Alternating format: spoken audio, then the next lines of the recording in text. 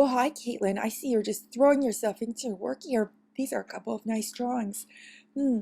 Now, I want you to pay attention to what I'm saying about cylindrical forms that would go for your candle, and also this little jar or squat vase that we see in the second drawing on the right. The bottom edges of cylindrical forms will be curvier than their top edges when they're standing vertically and they are below eye level.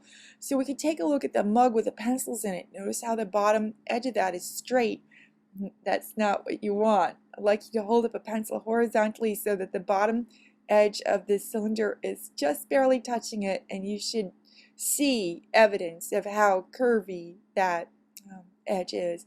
Now, I'd like you to look to page 29 in Dorena's book for an idea of drawing an axis through a symmetrical form. I'm thinking that your lamp face could be more symmetrical. Another issue is have your paper and your person square with the edge of your desk. In other words, don't slant your paper on your desktop. You want to have it straight in front of you, or on an easel is a good idea. I would always show the rearmost edge of the table the objects are situated on.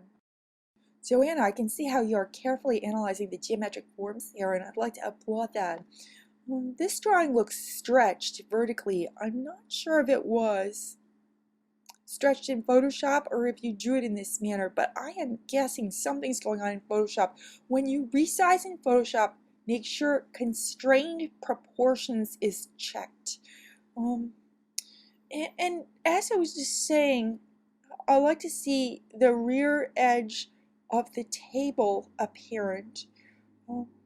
And if you've had perspective class, I like you to just shelf what you know about drawing geometric forms in perspective and work from observation, using your pencil as measuring device, but not using a ruler.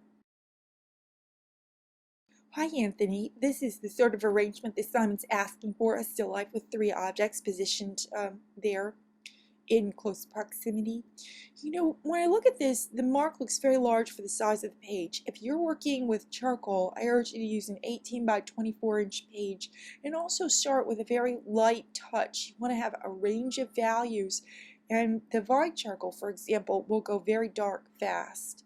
Now, if this is a pencil drawing, I'd say try a 2B pencil.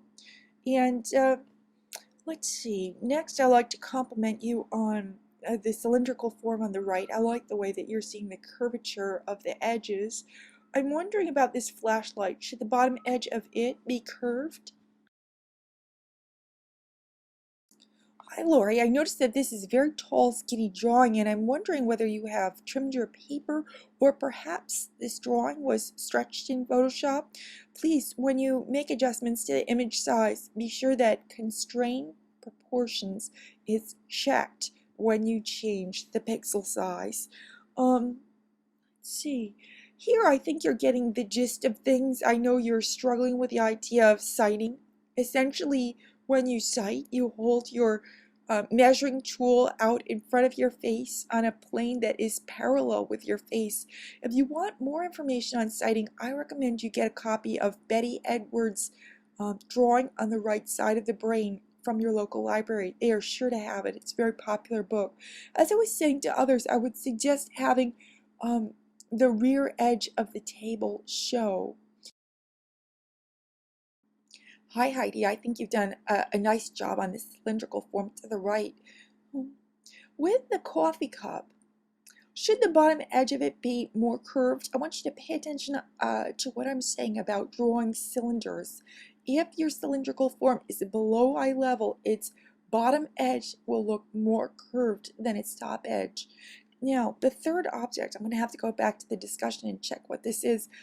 It looks stretched. It looks pointy at the lower left, and I'm not sure how to read it. As I was saying to one of your classmates, when you draw, be sure that your person and your drawing page are square with the edge of your desk. That will give you better control over the composition. Also, I would suggest that you might like to use a lighter touch when you draw. I like to start lightly and gradually build up the value as I become more sure of the forms that I'm depicting. Hi, Deborah. This was a good idea for this drawing. The subjects you have here are well suited to the project. As I mentioned before, showing the rear edge of the table is beneficial. I also want you to check your cube-like forms, the box and the Rubik's Cube. I feel that the top most corners are not quite right, and a good way to use citing for judging this is described in an announcement that I made on citing, and I'd like you to look at the website I link you to there.